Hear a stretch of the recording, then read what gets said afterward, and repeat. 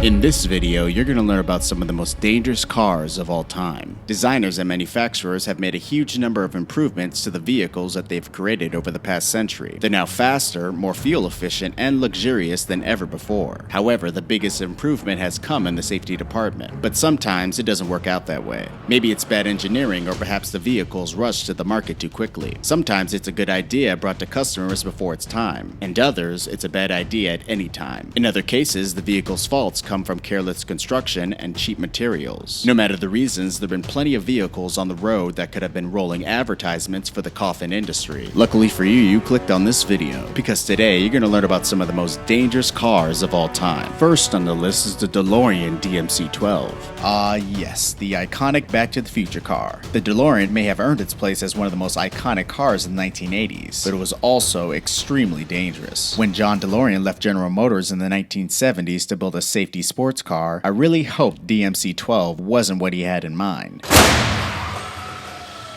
Stainless steel body panels mounted on a fiberglass frame didn't help the car in crash tests. In fact, after a 50-mile-per-hour impact, the car looked like a crushed can. The car's famous gull-wing doors were also a disaster. If the car rolled over, its occupants would have no way to escape. Out of 10,000 cars built, it's estimated that only 6,000 of them actually survived till this day. I wonder what happened to the rest of them. Up next, we have the Yugo GV. The Yugo was a poorly built Siberian version of the 15-year-old Italian Econobox, an instant punchline. The GV, standing for great value, was billed as America's cheapest new car, and its atrocious build quality and unreliability made it easy to figure out why. A Yugo infamously made headlines in 1989 when its lightweight, terrible handling, boxy design mixed with winter weather resulted in it being blown off Michigan's Mackinac Bridge, plunging 31-year-old Leslie Ann into Lake Michigan's icy waters 172 feet below. According to witnesses, Leslie was traveling north on the bridge when, for some unknown reason, she veered suddenly to the left and onto the bridge's median, a 2-foot wide strip of steel about 4 inches high. She skidded down the median a full 70 feet before swerving back to the right across both lanes. She then jumped an inner guardrail, where she skidded another 45 feet before falling over the side. It took her 6 harrowing seconds to hit the water. Officials at the bridge called it a freak accident and refused to admit that the bridge's design, or road, or weather conditions had anything to do with it. Instead, the car's light weight and poor design proved to be the culprit. Witnesses claimed that wind was a factor, and that as far as they could tell, Leslie's blue Yugo was caught by a sudden gust and appeared to be lifted from the road, off the bridge, and into the water. This scandal only added to the Yugo's reputation as a death trap, plus a host of costly federal emissions recalls forced Yugo out of the American market after 1992.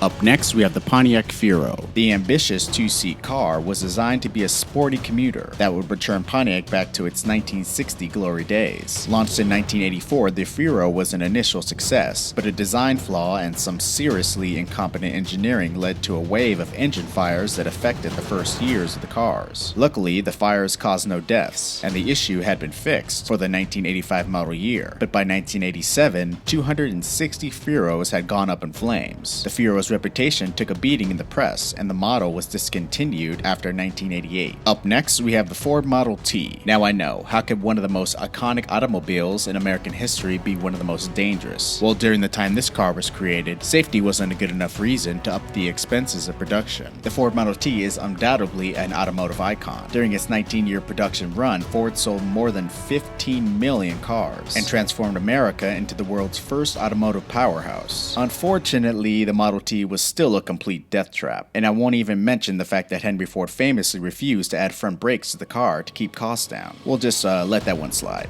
Up next, we have the Chevy Corvair. Ralph Nader famously built his career on demonizing the Corvair in his 1965 book, Unsafe at Any Speed. While the Corvair wasn't a particularly safe car, the book highlighted many of the safety issues that every car of the era had. In the early 60s, features like the collapsible steering column, 3-point seatbelts, padded dashboards, and 2-circuit brake systems that were used to prevent brake failure had yet to be standardized, causing most cars to be shockingly dangerous by today's standards. Nader asserted that the Corvair stood out because of its swing axle suspension and rear engine layout that contributed to dangerous oversteer. But by 1965, Chevy did have the kinks worked out. Unfortunately, the Corvair's sales would never really recover. Up next, we have the Porsche 911. The Porsche 911 is considered to be one of the greatest sports cars in the world. Unfortunately, Porsche took a bad idea and refined it to brilliance. Porsche's engineering Engineers first tried to solve the car's weight imbalance by putting iron weights in the front bumpers of early cars. By the early 1970s, the 911's iconic whale-tail spoiler and front air dam did wonders to keep the car planted to the ground at high speeds. Today, the car's fantastic all-wheel drive system and traction control have ironed out most of the modern 911's homicidal urges, yet the older cars are still undeniably dangerous as well.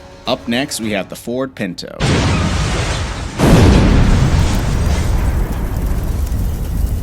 Yes, you guys aren't surprised this one's on the list, but yes, the Ford Pinto has a horrible reputation. By the early 1970s, Detroit automakers were concerned with two things: competing with imported cars and keeping costs down. The Pinto was the worst of both worlds. True, its inline four-cylinder engine saw service into 2001, and its frame was a favorite of kit car builders for decades. But Ford's refusal to install a $1 part to prevent the gas tank from rupturing during a rear-end collision is what the car is infamously remembered for.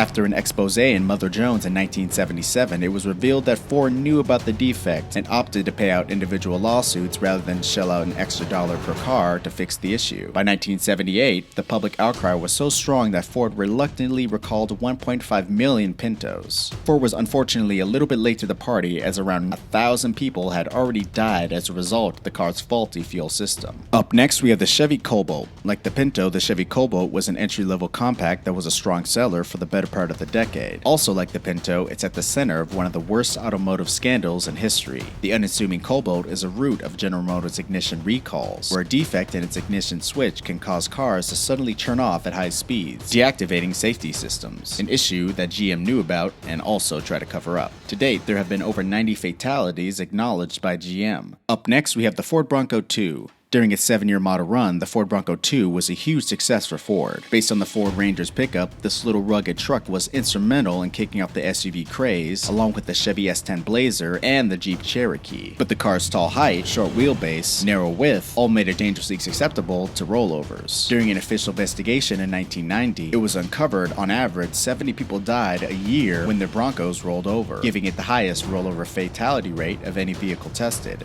Last but not least, we have the Ferrari 458 Italia. One of the longest running stereotypes in the automotive world is that Italian supercars always explode. For the Ferrari 458, this actually proved to be true, because the vehicle had a horrible reputation for spontaneously catching fire. In 2012, Ferrari recalled over 1,200 cars. This was due to an adhesive that was used on the car's inner fenders that turned out to be highly flammable and were actually placed way too close to the exhaust. It was a simple fix, but the damage was already done. 3 years after the recall, the jokes about flaming Ferraris have only gotten worse. While the Ferrari's fires were made light of because there are no deaths or major injuries caused by them, it made the car a hot topic of controversy till this very day. That concludes the list of the most dangerous cars of all time. Let me know what you guys think of the list. If you guys like this video, give it a thumbs up. Also, if you'd like what you see at the channel, subscribe. Also, don't forget to put post notifications on so you don't miss an upload.